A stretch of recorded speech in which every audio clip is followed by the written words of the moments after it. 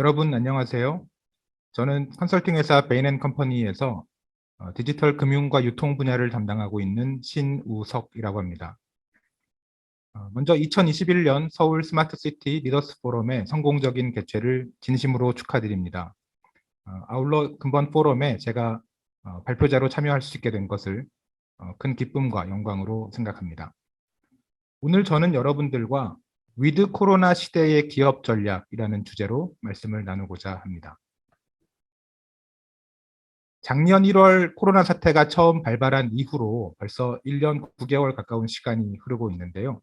사실 작년만 하더라도 저희가 이 코로나 사태가 과연 언제쯤 끝날 것인가, 또 코로나 사태가 종식된 이후의 세상은 어떤 모습일까, 소위 포스트 코로나라는 관점에서 많은 논의를 진행했었습니다. 그러나 언젠가부터 이 포스트 코로나라는 표현보다는 위드 코로나라는 표현을 많이 쓰고 있는데요. 주요 선진국에서 계속적으로 발생하고 있는 대유행, 또 백신 접종을 완료한 사람들에게도 발생하고 있는 돌파 감염 등등을 고려할 때 이제 세상은 코로나가 완전히 종식되는 것은 어렵다는 점을 인정하고 있는 것 같습니다. 그렇다고 하면 이 코로나가 상수가 되어 있는, 즉 코로나와 함께 인류가 공존하는 세상은 어떤 모습일까? 라는 방향으로 질문이 옮겨가고 있는데요. 저는 이런 코로나가 상수가 되어 있는 위드 코로나 세상에서 기업 경영은 어떤 방향으로 변화하게 될 것인지에 대한 말씀을 나누고자 합니다. 이 그림을 많은 분들께서 이미 여러 차례 보셨을 거라고 생각을 하는데요. 가장 이 코로나 사태가 우리 인류, 특히 기업 경영에 미친 영향과 효과를 효과적으로 보여주고 있는 그림이기 때문에 제가 인용을 좀 해보았습니다. 과연 우리 회사의 디지털 대전환, 디지털 트랜스포메이션을 이끌고 있는 사람은 누구입니까? 라는 질문에 대한 그림이 되겠는데요. 사실 코로나가 발발하기 이전부터 많은 기업들이 디지털 트랜스포메이션의 필요성에 대해서 공감하고 인식하고 또 여러 가지 형태로 이 트랜스포메이션을 추진을 해왔던 것이 사실입니다. 하지만 그 속도 또 범위의 측면에서 많은 기업들이 아직은 이 디지털 트랜스포메이션을 본격적으로 추진할 때는 아니다 라고 하는 다소 여유로운 모습을 보이는 것도 사실이었는데요. 코로나 사태가 발발하면서 대부분의 기업들에게 이제 더 이상 디지털 트랜스포메이션은 선택이 아닌 생존을 위한 필수가 되었습니다. 그래서 진정한 의미의 디지털 트랜스포메이션을 이끌고 있는 대상은 회사의 CEO도 아니고 또 기술을 총괄하는 CTO도 아니고 바로 코로나 바이러스였다는 것이 이 그림의 함의가 되겠는데, 아마 이 영상을 시청하고 계시는 많은 기업의 경영자분들 혹은 조직의 리더분들이 일정 수준 공감하시는 내용이 아닐까라고 생각을 합니다.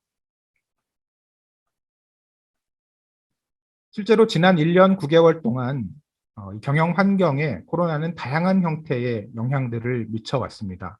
대표적인 몇 가지 수치들을 함께 살펴보도록 하겠습니다. 먼저 코로나 사태 이후에 전 세계 거의 대부분의 나라에서 이커머스 거래액은 100% 이상의 성장을 구가하고 있습니다. 이커머스뿐만이 아니라 이 유통과 함께 B2C, 소비재 산업의 대표적인 산업이라고 할 수 있는 금융에서도 소위 핀테크 기업들의 괄목할 만한 성장이 이어지고 있습니다. 또한 이 락다운 또는 사회적 거리두기 등의 영향으로 이 임직원, 구성원들의 이동이 자유롭지 않아지는 상황 속에서 많은 기업들이 전례 없이 빠른 속도로 자동화의 도입 추진 속도를 높여가고 있습니다.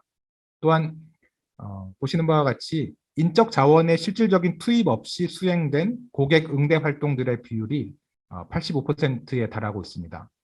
즉, 앱 자체에서 이루어지고 있는 셀프 서비스 형태의 활동 혹은 챗봇 등을 활용한 고객 응대 등이 빠른 속도로 기존의 인적 자원이 수행해왔던 업무들을 담당해오고 있습니다.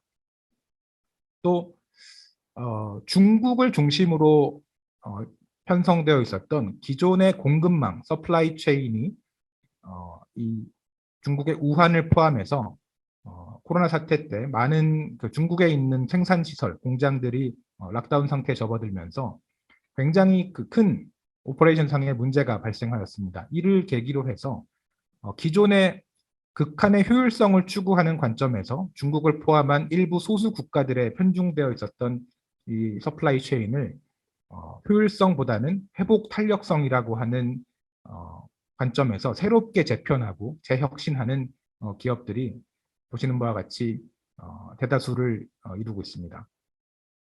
또한 오늘 이 영상도 줌을 기반으로 촬영이 되고 있는데요.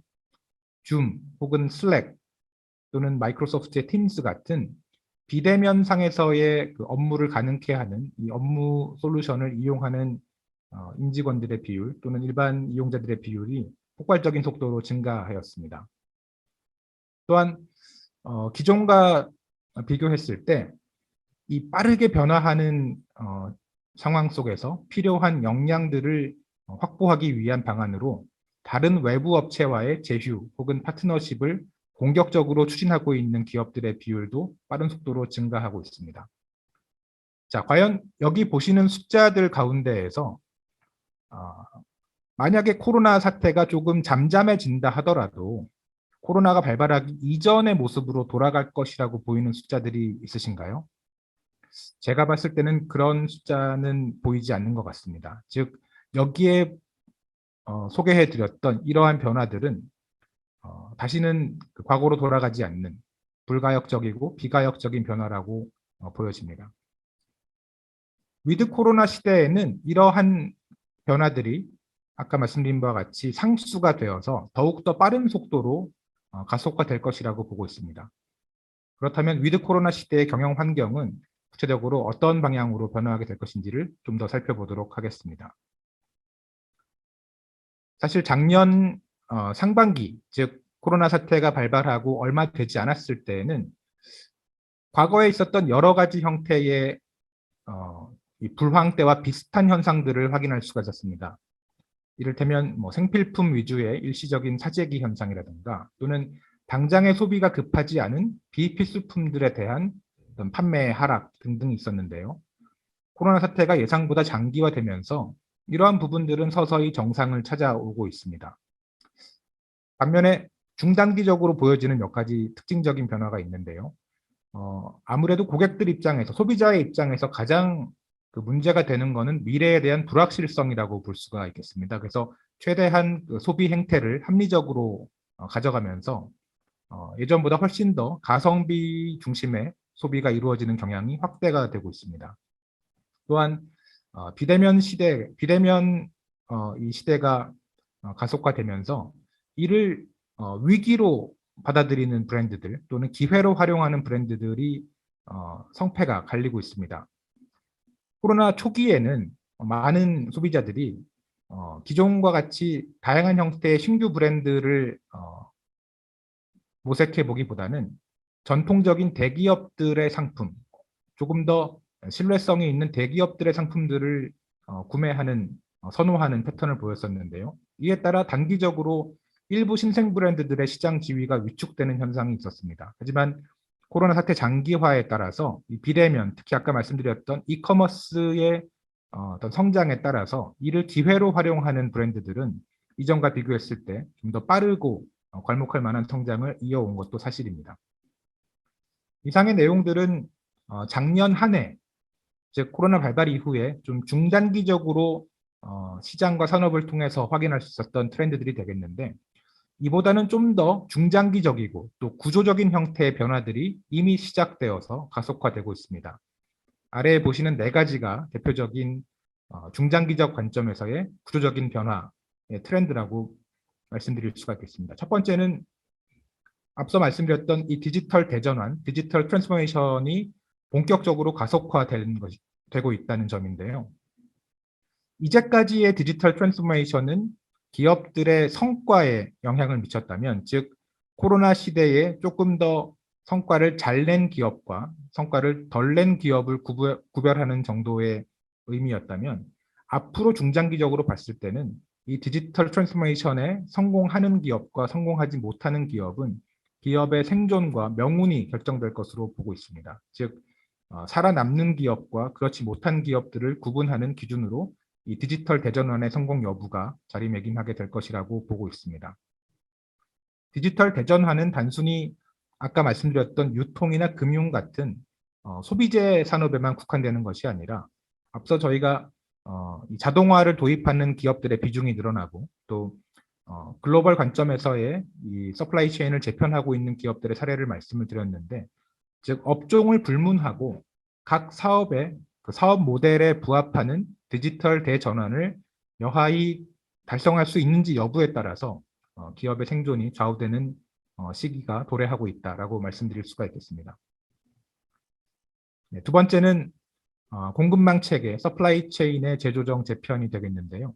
앞서 말씀드렸던 바와 같이 중국을 포함한 일부 저원가 국가를 중심으로 저원가 국가에 편중되어 설계되어 왔었던 이 글로벌 제조업체들의 공급망이 이런 극한의 효율성을 넘어서서 회복 탄력성을 극대화하는 방향으로 재편되고 있습니다. 이것은 단순히 제조업체들만의 문제는 아니고요. 서비스 기업이라고 하더라도 그 서비스를 제공하는 데에 필요한 다양한 요소들과 파트너들을 가장 효율적이고 빠르게 엮을 수 있는 형태의 이 서플라이 체인을 어떻게 구성하고 강화할 것이냐 하는 것이 이 위드 코로나 시대에는 가장 중요한 기업의 경쟁 우위로 자리매김을 하고 있습니다. 세 번째는 기업이 창출하는 사회적 가치에 대한 중요도가 증가하고 있다는 점입니다. 최근에 가장 많이 회자되고 있는 개념 중에 하나가 ESG인데요. 사실 코로나 초기에는 얼마나 그 개별 기업들이 소비자들의 안전과 건강을 보호하는지 혹은 수익 창출 활동을 넘어서서 지역사회 또는 국가 차원에서 필요한 역할을 감당하는지에 대한 소비자들의 관심이 매우 폭발적으로 증가하는 모습을 보였습니다. 하지만 이 코로나 사태가 장기화되면서 최근 한국에서 보여지는 것과 비슷하게 많은 나라에서 소위 빅테크 기업들의 산업 장악력이 높아지고 있습니다. 이렇게 되면서 이 디지털 트랜스포메이션에 성공한 빅테크 기업들, 굉장히 강력한 플랫폼을 갖고 있는 이 빅테크 기업들이 산업 곳곳에 어떤 그 사업 범위와 영향력을 확대해 가고 있는데요. 이 과정에서 발생할 수 있는 여러 가지 갈등 요인들 또는 이해 상충의 문제들에 대해서 얼마나 사회와 또 소비자들이 수긍할 만한 역할과 또 모습을 보이는지가 개별 기업에 대한 이미지 또 레퓨테이션을 결정하는 데 굉장히 중요한 요소로 부각되고 있습니다.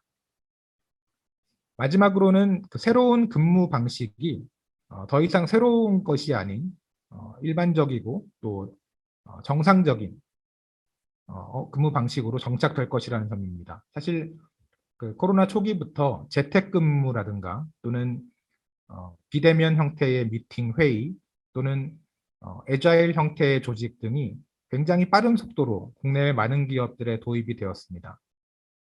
근데 만약에 작년에 그 새로 입사한 신입사원들 혹은 올해 새롭게 입사한 신입사원들을 한번 생각을 해보면 그들한테는 사실 이 재택근무 혹은 비대면 형태의 미팅이라는 것이 뉴노멀이 아니라 그냥 노멀입니다.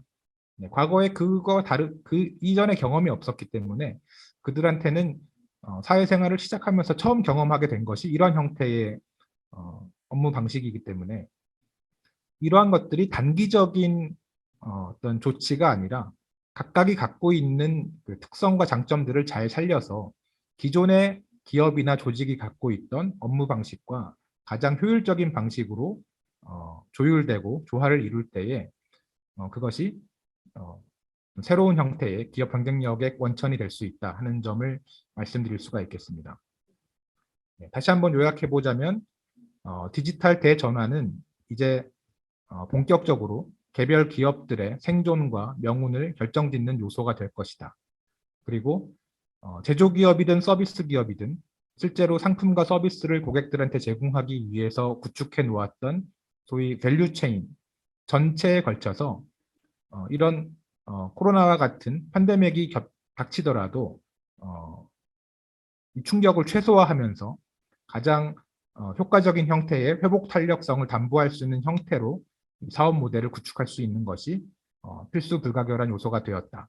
그리고 이 대전환 시대에 여러 가지 형태의 새로운 사업 모델들이 등장하고 이 사업 모델들의 성패에 따라서 새로운 승자가 되는 기업들이 탄생하고 있는데 이 기업들에게 또는 그 기업들과 경쟁하는 많은 기업들에게 단순한 수익 창출 활동을 넘어서는 사회적 가치에 대한 중요도가 증가하고 있다.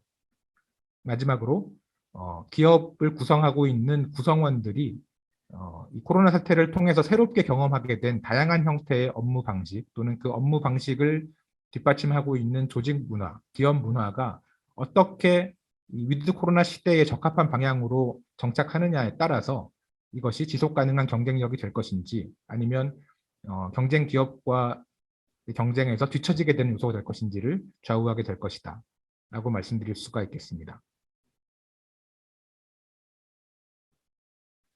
네, 그럼 이런 위드 코로나 시대에 승리하는 또는 성공하는 기업 전략을 수립하기 위해서 어떠한 것들을 우리가 고려해야 될 것인지에 대해서 크게 5가지를 말씀드리고자 합니다.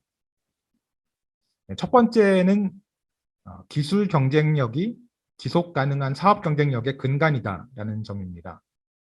앞서 말씀드렸던 바와 같이 과거에 인적 자원들이 수행하던 업무의 상당 부분이 이런 그 기술을 통해서 대체가 되고 있고요.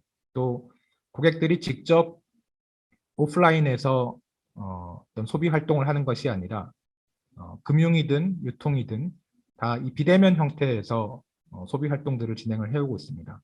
즉 사업의 기반 자체가 기술 중심으로 바뀌어 가고 있다는 것인데요. 그래서 과거와 같이 이 테크놀로지, 기술은 단순히 사업 모델을 지원하는 형태의 기능을 넘어서서 사업 모델의 경쟁력 자체를 결정하고 좌지우지하는 가장 중요한 요소가 되었습니다. 그렇기 때문에 현재 속해 있는 산업 내에서 뒤떨어지지 않고 선도적인 기술 경쟁력을 확보하기 위한 전사 차원의 전방위적인 투자 그리고 끊임없는 혁신이 필수적으로 요구된다고 하겠습니다.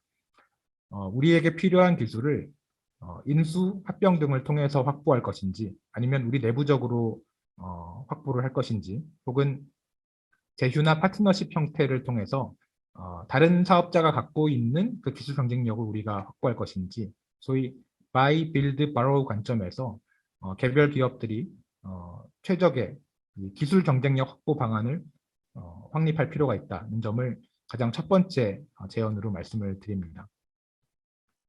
두 번째는 이 기술 경쟁력을 확보하는 것만으로는 이 위드 코로나 시대의 승자가 되기에는 충분치가 않습니다. 일하는 방식과 문화가 바뀌는 것이 진짜 변화다라는 점을 말씀드리고자 하고요. 앞서 잠깐 설명드렸던 것처럼 이 재택근무 또는 비대면 회의, 애자일 조직 등 이 코로나를 계기로 많은 기업들, 많은 조직들이 새롭게 적용하고 도입하고 있는 업무 방식들이 있습니다.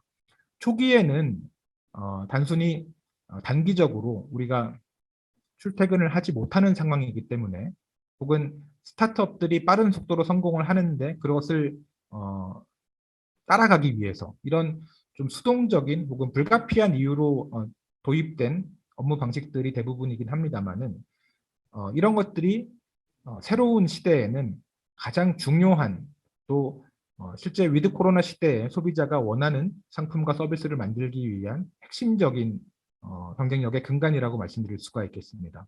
그래서 업무 효율성을 최적화할 수 있는 방향으로 각 기업의 상황 또 특성에 따라 이러한 그 새로운 업무 방식들을 어떻게 정착시키고 고도화할 것인지가 굉장히 중요하다는 점을 강조드리고 싶습니다. 세 번째는 혁신과 대전환의 스폰서로서의 최고 경영진 역할 재정의를 말씀드리고 싶습니다. 기술 경쟁력을 확보하기 위한 투자 또는 일하는 방식과 문화를 바꿔내기 위한 변화 관리 이 모든 것들은 최고 경영진이 주도하는 끊임없는 노력이 전제되고 담보되지 않고는 성공할 수가 없습니다. 다만 여기서 한 가지 제가 좀 강조드리고 싶은 것은 과거에는 마치 이 CEO 혹은 최고 경영진이 문제 해결사 혹은 축구 경기로 비유하자면은 스트라이커가 되어서 뭔가 가장 핵심적인 빛나는 주연의 역할을 해야 된다라고 하는 인식이 있었던 것도 사실입니다. 하지만 이 대전환의 시기에는 이 대전환의 방향을 읽고 또 실질적으로 필요한 과업들을 수행할 수 있는 새로운 핵심 인재들을 영입하고 또 내부적으로 육성하는 것이 필요합니다. 또한 이들이 기존의 인재들과 잘 조화를 이루어서 충분한 권한과 투자를 바탕으로 혁신 과업들을 성공할 수 있도록 지원하는 것이 필요한데요. 이런 것들이 이런 위드 코로나 시대에 최고 경영진과 조직의 리더들에게 새롭게 요구되는 역할이라고 할 수 있겠습니다.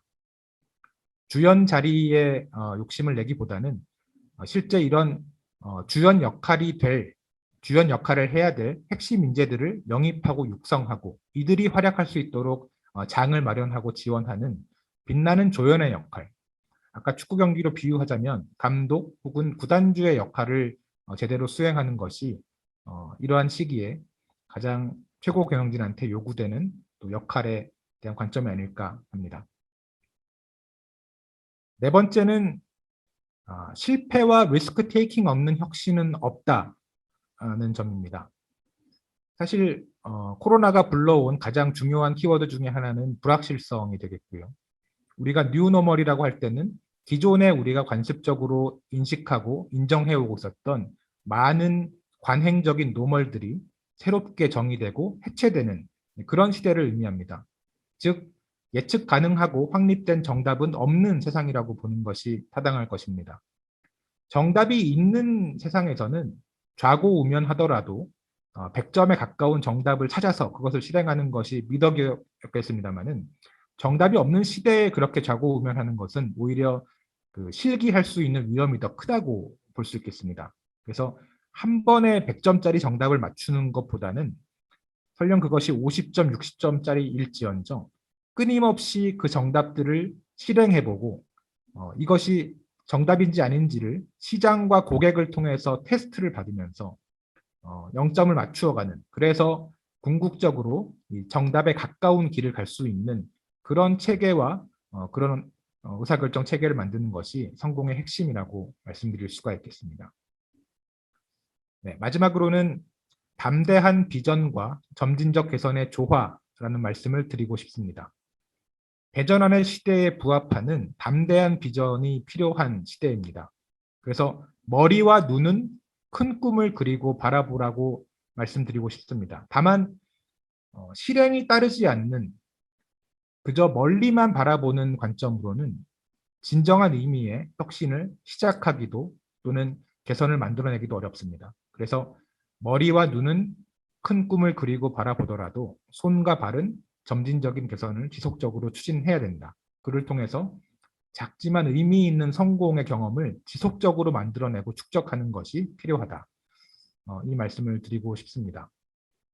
결국 조직 안에서는 꿈을 꾸는 드리머들도 있어야 하지만 또 그 꿈에 한 발 한 발 가까워 가기 위한 실제 액션을 할 수 있는, 실행을 할 수 있는 두어들도 필요하다는 것이죠. 그래서 이 두어가 없이 드리머만 있는 조직들은 굉장히 공허할 수밖에 없고, 또는 드리머가 없이 두어만 있는 조직들은 굉장히 맹목적이기 쉽습니다. 조직 내에 이 드리머와 두어를 어떻게 균형 있게 갖출 것인지, 그럼으로써 담대한 비전에 조금씩 가까워질 수 있는 실용적이고 실행 가능한 어떤 그 플랜과 로드맵을 만들 것인지가 굉장히 중요하다라고 말씀을 드리겠습니다. 5가지 제언을 다시 한번 짚어보겠습니다. 기술 경쟁력이 앞으로는 모든 사업 모델의 경쟁력을 좌우하는 핵심 요소이다라는 것에 대한 명확한 인식과 그를 바탕으로 한 투자는 필수적이다.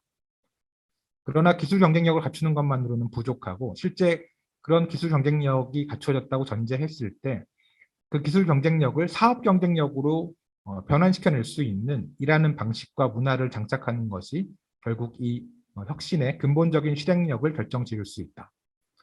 그리고 이러한 대전환을 뒤에서 든든하게 떠받치고 또 지원할 스폰서로서의 최고 경영진 혹은 조직 리더들의 역할이란 것이 그 어느 때보다 중요하다. 그리고 이 과정에서 과정상에서 발생할 수 있는 실패는 우리가 그 자체를 실패로 단정 지을 것이 아니라 정답에 또는 그 우리 목표에 조금씩 더 가까워지고 있는 과정이라고 인식해서 실패와 리스크 테이킹을 충분히 용인할 수 있는 그런 방향으로 경영이 이루어질 필요가 있다. 마지막으로 조직 내에 너무 많은 드리머나 너무 많은 두어들만 존재하는 것이 아니라 담대한 비전과 점진적인 개선이 공존할 수 있는 그런 조직 구조와 체계를 만들 필요가 있다. 이렇게 요약드릴 수가 있겠습니다.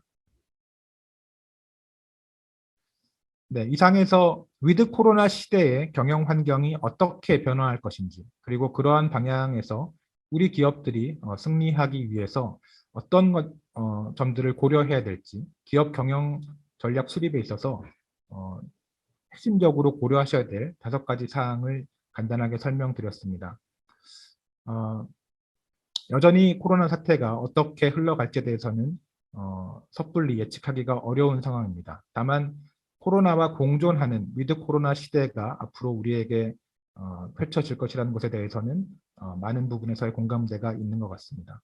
제가 오늘 짧게 설명드렸던 또 짧게 공유드렸던 이 위드 코로나 시대의 성공을 위한 기업 경영 전략 수립의 제언들을 잘 참고하셔서 개별 기업들 또는 조직들이 위드 코로나 시대에 필요한 역량과 경쟁력들을 충분히 확보하실 수 있도록 참고해 주셨으면 좋겠고요.